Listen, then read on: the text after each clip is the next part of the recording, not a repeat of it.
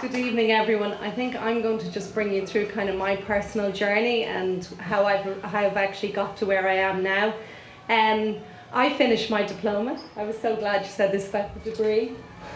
I finished my diploma in the DIT in Dundalk in 1990 and headed to London, where I had got my first job as a media sales executive in a big publishing house called VNU. It was there I received incredible training, which has really stood to me now. After 2 years in London, I got a little bit homesick. I came home and I began working in the Sunday Tribune. I was there for nearly 4 years. I absolutely loved it there. Met some wonderful, fun, mad people who I am still in touch with. It really made me understand in those 4 years how a newspaper is run. It was a complete change to the strict regime in London and took me a while to adjust. I was then approached by a businessman by the name of Bernard Summers, who I greatly respect. He asked me to start working with them in a telecommunications startup company called TCL Telecom. I worked in sales, marketing and PR, and also supported the team that eventually sold the company to worldwide telecommunications company called WorldCom. I worked there for 4 years and gained massive corporate experience. I also worked every hour that God gave me. I took a break then and travelled on my own for 4 months. That was a time of great reflection and actually gave me time to kind of think about what I wanted to do. When I came back from my travels, my brother, Michael Dwyer, called me and explained a new idea he had. He wanted me to come on board and join this new company he was forming. He was Group Marketing Director of Green Isle Foods at the time, and I kind of felt if he was prepared to leave his pensionable job to try something new, he must really believe in this idea. The company was called pigsback.com. Our poor mother did not know what to say. She had to tell people that we worked for pigsback.com. It was a hard year for her. I worked in Pigsback for 13 years as an account director. I beat every single target in every single sales job I have ever worked in. I negotiated big FMCG contracts with clients and was part of the senior management team. I worked for 5 days initially and then went down to 3 days. In that time, I got married and had my 2 sons, Dylan and Josh, so life was fairly busy. But God forbid I would use the 2 days I have off to have free for myself.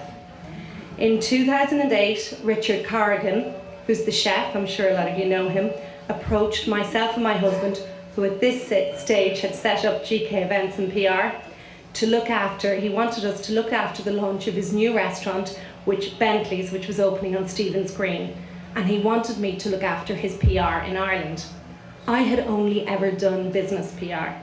I had no idea how to do PR for a chef, but I took it on and I loved every moment of it, and I delivered really successfully for him. From that day on, in my spare time, on my 2 days off, I then worked on loads of different food PR projects with clients such as Tom Durley, Dylan McGrath. I worked on a lot of projects with the Irish Times, and I worked with a lot of restaurants. I had now firmly established myself in the PR world as the food PR expert. This intense workload went on until October 2011, and suddenly I realised my personal life was suffering. So I wasn't getting to spend enough time with my children or my husband, and I literally was just getting no time with my friends. I made the dramatic decision to give everything up and start again with a more selective approach. So in October 2011, I handed in my notice to Pigsback and gave them 6 months' notice. I actually did a full year's target in 4 months. I finished in March 2012. I did the same with my PR clients, giving them plenty of notice. So by September 2012, I had no clients, no income, and everyone thought I'd lost the plot. Out went my brown sugar visits, my clothes, my shopping, and my shoes. I had never been so happy. I took 2 months off, and myself and my husband began planning together for our future. We got rid of our childcare. We closed our office. We set up our office from home, and we cut costs down to an absolute minimum so that our quality of life would be better. It was the best decision I ever made in my life. During that time, I was delighted and honoured to be asked to become a non-exec director of pigsback.com. So as part of my role now as a non-exec, I mentor and train the salespeople within the Pigsback area. So now I have to read it. So now I work much closer with my husband on all his events, both on the organisation and on the PR side, including balls, charity golf events, corporate parties, corporate trips, and I take on projects that suit my new lifestyle. But most importantly, I have found a balance in my life. I'm there for my kids when they come home from school. I continue to enjoy my charity work with Crumlin Children's Hospital. I take on clients and short-term PR projects that I absolutely believe in and know I can deliver for my client. My plan is to continue working at this level while the kids are in primary school, and then to ramp work up a bit when they are in secondary school and college.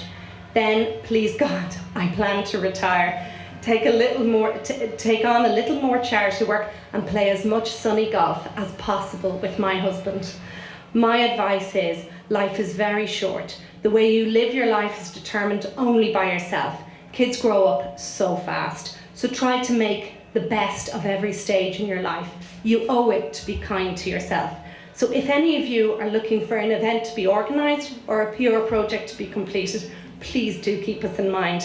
A massive thanks to Angela, Ralph and Donnchadh for inviting me to speak in this evening, and I am delighted to be among wonderful, positive entrepreneurial people like Howard, Alwyn, Jeff, Mark and Jennifer. Finally, thanks to my sister Geraldine, who's here to support me today. Thank you for listening to my journey.